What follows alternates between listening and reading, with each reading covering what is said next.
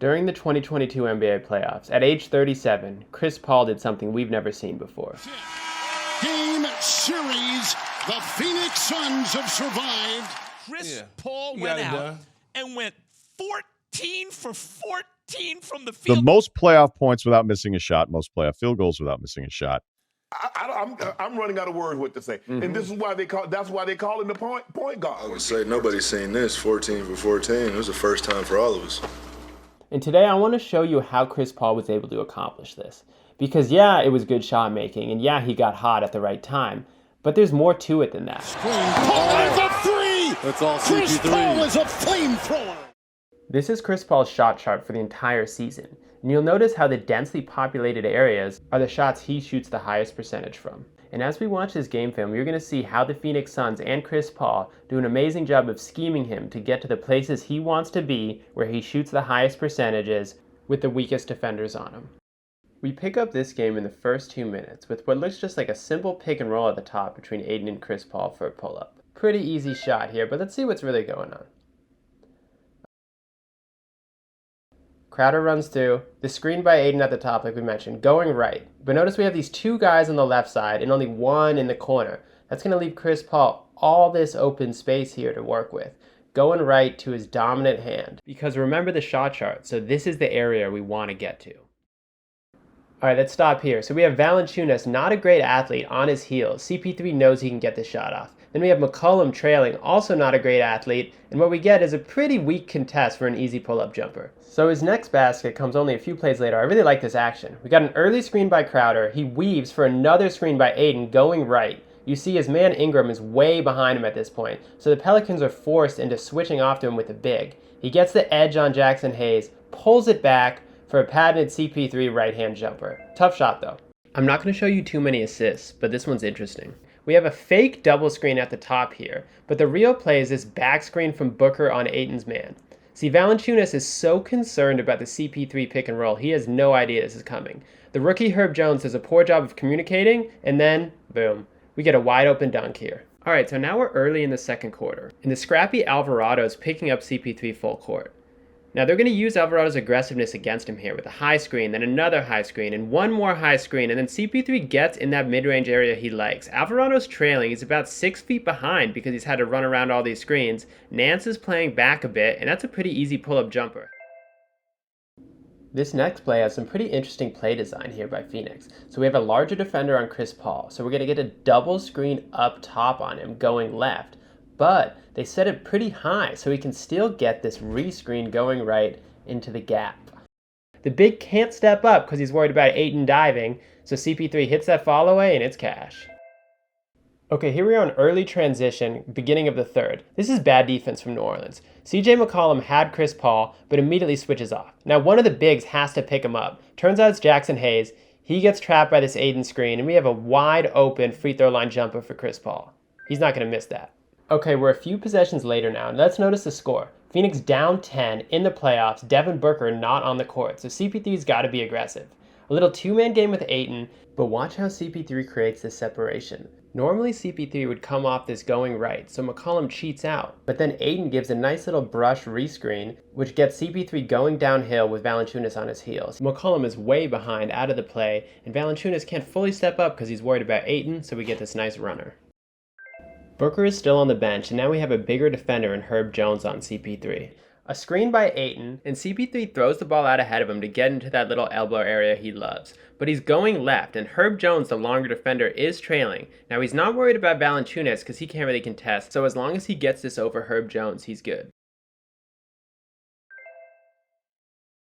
Okay, here we get the screen going left, but it's a little bit higher, which gives him some space to weave back to his right hand. Now he's in his hot spot, and he's not worried too much about either of these defenders really contesting his shot, so it's a pretty casual pull-up jumper for point 18.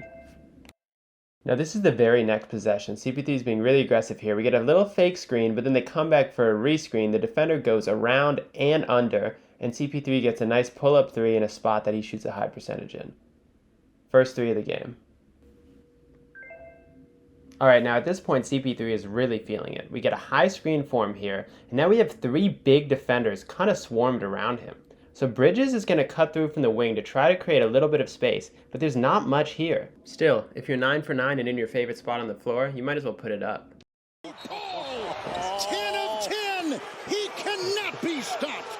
Okay, so I'm going to show you an assist here. And this is going to be early fourth quarter, so some time has passed. He's pushing the ball in transition. Now, Ayton's kind of open in the middle of the floor. He could make this pass, but instead, he takes one more dribble. 2 defenders go with Ayton, and Cam Johnson gets a wide open 3. CP3 made this play happen. Here we have a pretty classic high screen by Ayton. CP3 going to his right hand, but we have a smaller Alvarado on him, so he knows he can get this pull-up whenever he wants. The issue is the bigger defender right here. So Booker's going to cut through to create some more space. CP3 takes one more dribble, and that's an easy free throw line pull-up. Now this is the very next possession. Kind of a weak screen by Ayton up top, and then it's crowded, so Bridges is going to go to the corner. CP3 gets Ingram on his hip, but Ingram is so big that he can't really pull up, so he continues to probe, and then here's when he has it. Valanciunas lunges, is a bit out of position, so CP3 knows he has a little awkward pull-up here. Here's a little bit of a different look. Booker initiates this play, but the ball ends up with CP3 on the wing. Now CP3 is not a spot-up shooter, and this isn't one of his hot spots, so he immediately attacks Alvarado's closeout. We get a lazy reach by Alvarado, and CP3 finds himself in the middle of the floor. Now he could either shoot this little floater, or he could dump it off to Ayton, but at this point he's 12 for 12, so he gets a nice friendly bounce, and now he's 13 for 13. Now we're deep into crunch time here, and this is a closeout game for Phoenix. We get a high screen by Ayton going left, but whenever it's that high, CP3 comes back to right to get to this elbow. Alvarado is reaching here and a little out of position, so Nance has to step up just a little bit, and that lets Ayton get position on him for this lob, and a huge basket to put him up 1. But the Pelicans were able to score on the other end, so Phoenix needs another bucket here badly. So they run their classic high screen and roll with Ayton and Paul, but being 13 for 13, the defense is so focused on CP3 that they forget about Devin Booker over here on the wing. And it's truly plays like this that make CP3 the player he is, because despite being 13 for 13, he still makes this pass. And I don't know if they forgot, didn't realize who he was, but I looked over and saw how they were shifted, and that was probably the biggest shot of the game. Man, it caught me off guard too. Just, you don't really get clean looks like that. But then just a few possessions later, CP3 is going to use Alvarado's aggression against him once more to get to the line for crucial free throws. And this really shouldn't go understated, because little plays like this do win you basketball games in crunch time. And you'll notice this possession is a bit of an anomaly, because it isn't until basically the last possession of the game that we get a true isolation for CP3. And it's him on CJ McCollum, who he's been torching all night. And so he knows exactly where he needs to get to put this game away.